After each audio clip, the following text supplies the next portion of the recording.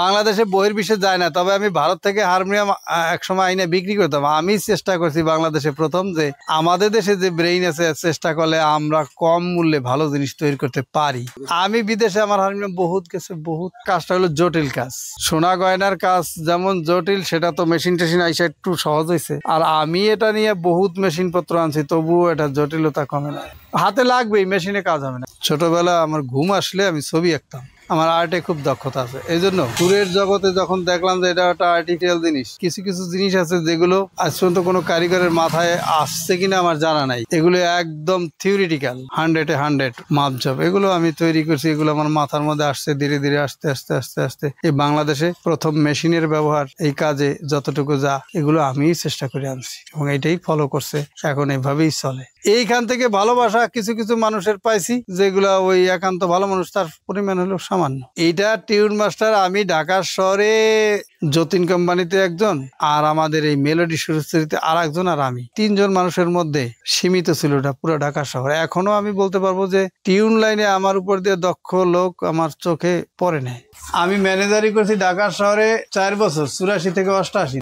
এখনো আর অনেক কিছু যা এমন এমন জিনিস আছে, আর শেখার কোনো শেষ নেই এবং ভালোরও কোনো শেষ নেই। হারমোনিয়াম A to Z বানাইতে গেলে একজন মানুষ যদি সঠিকভাবে একটা ভালো কাজ করে, তাহলে তার অন্তত 15 দিন সময় লাগে, মাসে 2টা হয়। আর যারা শুধু সম্পূর্ণ কাজ না করে তারা 4টা করে। আবার আর একটা হারমোনিয়াম আছে আরো দামি, সেগুলো একটাই পারবে না সারা মাসে।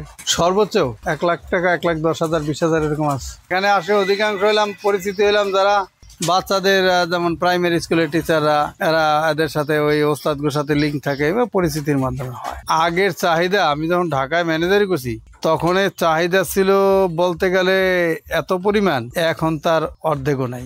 এটা হলাম এটা সাধনার মতো, লেখাপড়ার মতো, এত কষ্ট করে কেউ শিখতে চায় না। ইলেকট্রিক জিনিসপত্র বিদেশ থেকে, চায়না থেকে আসে, এগুলো কিনে টেনে, কিন্তু এইসব জিনিস এখন খুব কম ব্যবহার হয়। বাংলাদেশি জিনিসের কোয়ালিটি আর ইন্ডিয়ান কোয়ালিটি অনেক তফাৎ। বাংলাদেশি মানুষকে অত পরিশ্রম করতে চায় না, এখন তো কারিগরই পাওয়া যায় না। কোয়ালিটি ভারতের বেস্ট কোয়ালিটি, এটা হলো ভারতে চলে। আমাদের দেশে বেস্ট কোয়ালিটির কারিগরই নেই। যারা কারিগর আগে ছিল এখন এগুলা নাই। আমি যে কজনের শিখাইছি এরা করতে পারে, কিন্তু তারপরও তাদের সিটিং, যে রিড সিটিং ব্যাপার আছে, এগুলো অত্যন্ত জটিল। এগুলো মূল্যবান হারমোনিয়াম, এগুলো ভারতে তৈরি হয়, এখন আমাদের দেশে আমরাও করি। এগুলো আগে হইতো, আগে তো কারিগর ছিল, এখন তো এগুলো কারিগর লস হয়েছে না। এগুলো 2-3 ধরনের কাঠ লাগে, 2 ধরনের কাঠ লাগবেই। একটা কাঠ লাগে বিদেশ থেকে আসে, যেমন ক্রাশিন কাঠ, ওটার নাম হলো পাইন কাঠ। অথবা আর একটা কাঠ লাগে, এটার নাম বুক কাঠ। আমাদের বাংলাদেশে বলে বুক কাঠ, কিন্তু বিদেশিরা বলে রোজউড। বিদেশ থেকে যে কিছু যন্ত্রপাতি আসে সেগুলো ম্যাপেলউড দিয়ে তৈরি হয়। ম্যাপেলউড গুলো সাধারণত মিডল ইস্ট কান্ট্রিতেই পাওয়া যায়, শীত প্রধান দেশে হয়। বাহির থেকে আসে এখন শুধু বার্মা সেগুন, ওইটা আমরা ঢাকা থেকে আনি, ঢাকায় পাওয়া যায়। বাংলাদেশে যে সেগুন কাঠ হয় সেগুলো ওর সাথে পারে না, এগুলো নরমাল। বাংলাদেশি সেগুন কাঠের দাম এখন হাইয়েস্ট 4,000 টাকা, আর ওগুলো 9 থেকে 10,000 টাকা। আগে যে কাঠের দাম ছিল মাত্র 2 থেকে 2,500 টাকা মূল্যের কাঠ, হাইয়েস্ট 3,000 টাকা সিএফটি, সেই কাঠ এখন 9 থেকে 10,000 টাকা সিএফটি।